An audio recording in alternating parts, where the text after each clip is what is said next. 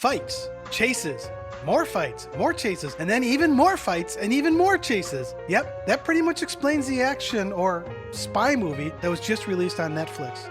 Oh yeah, and add a little Dawn of the Dead as well. Hi, this is Tom from SpyMovieNavigator.com. Join us today as we give our no-spoiler quickfire review of the latest Netflix spy movie, Carter. In our quickfire reviews, our goal is to let you know if the movie is worth your time, but to do so without any spoilers. So let's get on with this and keep it spoiler-free.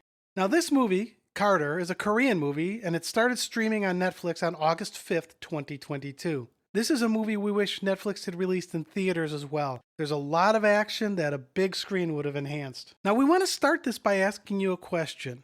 After you see this movie, what are your thoughts of the last 7 seconds of it? We're not going to give it away. You can send us an email at info@spymovienavigator.com or reach us on our Facebook page, Spy Movie Navigator. We'd love to hear what you think about that ending. Now, we don't look at reviews until after we've watched a movie because most reviews have spoilers. That's why we keep these quickfire reviews spoiler-free. We don't want to give things away. That said, we will say that we've seen mixed reviews on this movie, and we understand that. Is it worth your time watching this thing? We think this is one of those movies you'll either like a lot or you won't like it at all. And we don't think there's much middle ground here. And a big reason for that is this movie is very action-heavy and plot-light. We're okay with that, but we would like a little bit more plot. If you like a lot of action, this movie is definitely for you. If you're mostly focused on the plot, you probably want to look elsewhere. We should also point out that since this movie is only released streaming on Netflix, it has a TVMA rating. We assume it would be rated R if it was released in a US theater. Netflix says it's TVMA because of language, violence, nudity, gore, and smoking. Yeah, that pretty much covers it. And we will say that while there is nudity, there's nothing sexual about it. All of this said, I wouldn't want my middle teenager or younger child watching this movie. It is a very violent and very bloody movie. If you don't like that, again, you'll want to look elsewhere. It's action, fights, stunts, that kind of stuff. Now, Carter is a Korean-made movie, and there's English dubbing, although some of the scenes do have actors speaking English. This is fairly well done, and it wasn't a nuisance to us like dubbing sometimes is. It's actually pretty well done here. And he's played very well by Joo Won, who is a South Korean actor with a very nice resume, and he's pretty much in every scene, and fortunately he works in this role, because if he was bad in it, this movie would be terrible, because he is in it all the time. There's also a character who's a young girl named Hana, who is central to the story. Now it works, but as we mentioned in our review of The Gray Man, we're getting a bit tired of spy movies having a young girl central to the plot. I mean, this is the 4th movie in the last year that we've had this central idea. No Time to Die had Matilda, Codename Banshee had Haley, The Gray Man had Claire, and now we get Hana. Can't we get something original, please? It's becoming more of the same. That's one of the problems we have with this movie.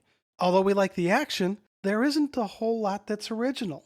What it does pretty well, but this is one of those spy movies that's turning the way the spy movie genre is turning, where it's nothing but CGI action scenes and who can do the coolest stunt. And this movie has a lot of them. One issue for us, which is very minor, is that the Korean background of this movie means that non-English named actors are only in the credits with their Korean names. So it's hard for us to give credit to the actors by name here, as I don't read Korean. So we'd like to give credit, we like to talk about the good acting that gets done, but it's been a struggle on this one. So we apologize up front for that. We don't read Korean and we couldn't read all of the names. 2 actors that we can call out are Lee Sung-jae, who plays Kim Jun-hyuk, while Jung Jae-young has a small role as Dr. Young. The doctor's existence is important, but he doesn't get very much screen time. Both of these actors were believable for their roles, and they did good work, and Kim Jung-hyuk is a pretty nasty dude. Now, here at Spy Movie Navigators, we're cracking the code of spy movies. We like to point out where one movie or real life influences other movies. And there appears to be quite a few influences in this movie. First, and we don't think this is a spoiler as you find out early and all the marketing talks about it, Carter is an agent who has amnesia. We don't really want to go into more about that, but we finally have another spy with amnesia.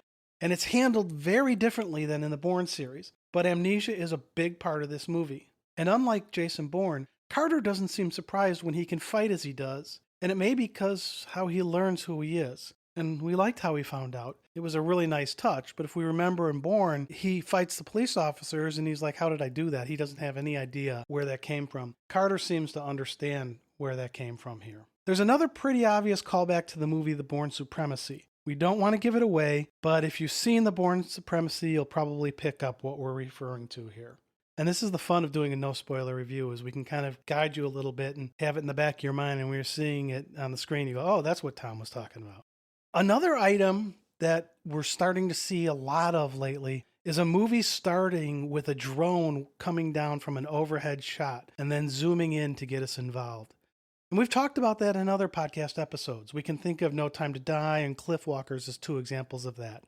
This opening is compelling, and it does make us want to know more about what's happening, and it is kind of a cool start to the movie. And in the beginning, there's an excellent shot of Carter through 6 mirrors early on, which lets us see all sides of him at once, and we really like that shot. So watch for that. Again, I'm not going to tell you where it is, but you'll see it, and it's a pretty cool shot.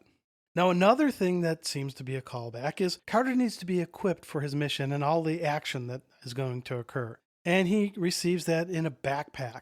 And when this happened, I mean, we instantly get called back to Q in James Bond.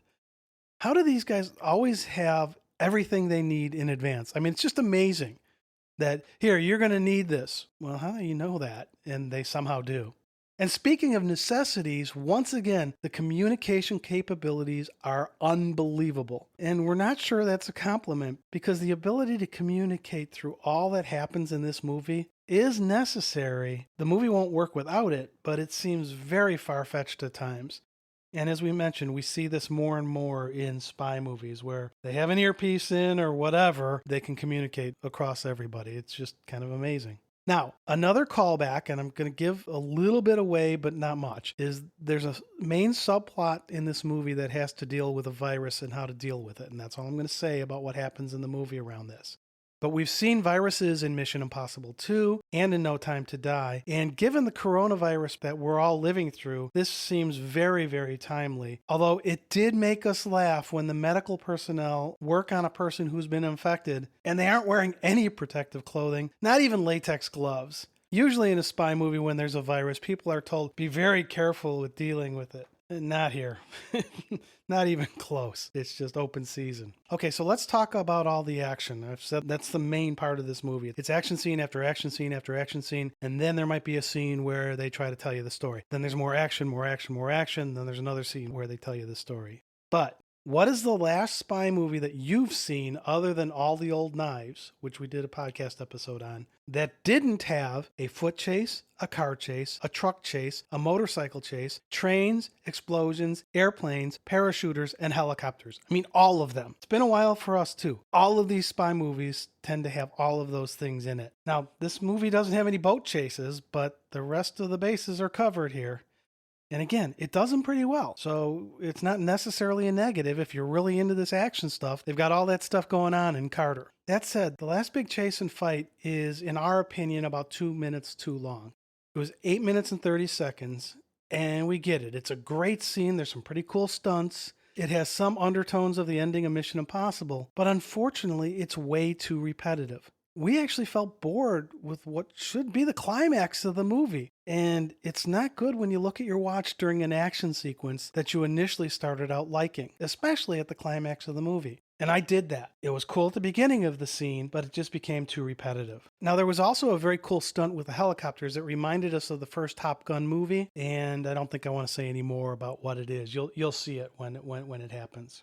Now, with all this action, it means there's going to be a lot of CGI, and it's mostly handled well. There must be something about airplanes and spy movies, though. In this movie, we do get an airplane and a skydiver scene, and we think that the CGI here was handled much better than a similar scene in The Gray Man. And there's parachuting here, and it's fun to watch. And it has more of a feel of the parachute scenes in Moonraker or the parachuting in the 1969 movie The Gypsy Moths than what we saw in The Gray Man, and that's a good thing. It works here. The action near the front of the movie has received complaints online that it feels like a video game. However, we think that worked very well. One of our first notes when we were watching this was, boy, this feels like a video game. Literally wrote that down.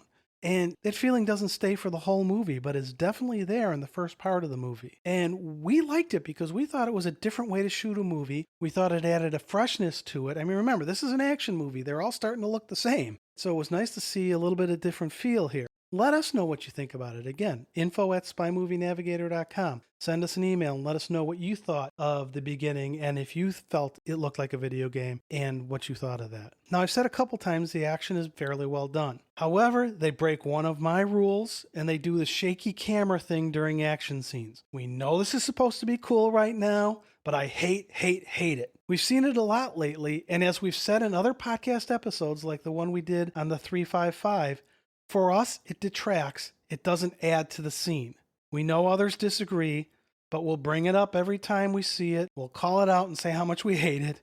For the love of everything good, please stop the shaky camera stuff during action scenes. Okay, let's move on. In Skyfall, we saw James Bond use a crane while he was on a train. And in Carter here, we get a crane on a train. It's used very differently. It works well, but we feel like that might have been a tip of the cap to Skyfall. Now, one thing during the chase that we don't remember seeing before is the use of pigs. And there is a scene with pigs in the movie Carter that added a touch of humor until it didn't. The pigs had a purpose for Agent Carter, but I'll leave it at that. There's also one part of this movie that reminds us a lot of Butch Cassidy and the Sundance Kid. We're not going to say which scene in either movie we're talking about. However, if you've seen Butch Cassidy and the Sundance Kid and you see Carter, you'll know what I'm talking about. Another scene has tiebacks to the South Korean movie Old Boy, or even the open house episode from the spy TV series The Americans, or even the movie Castaway. Again, that's about as much as we want to say because we don't want to give anything away here. But once you see it, if you've seen those other shows, you'll know what I'm talking about. Now, this movie has North Koreans, South Koreans, and the American CIA all having roles in the plot. And this is a shame on me, but I don't know too much about North Korea and South Korea's history other than the really big highlights. So I am sure there were quite a few things that I missed in the dialogue because of this. Because if you're going to have the North Koreans, the South Koreans, and the American CIA, you know there's going to be some tension there. And I'm sure that not knowing as much about North Korea and South Korea as somebody who was in South Korea where they made the movie, I'm sure I missed quite a bit there. So that's a wrap. Carter's an action movie disguised as a spy movie. It is a spy movie, but it has a lot of violent, bloody action. And we personally would like to see more plot in spy movies than this one delivers. However, as an action movie, it works and it does the action well. Just remember, it's violent and bloody.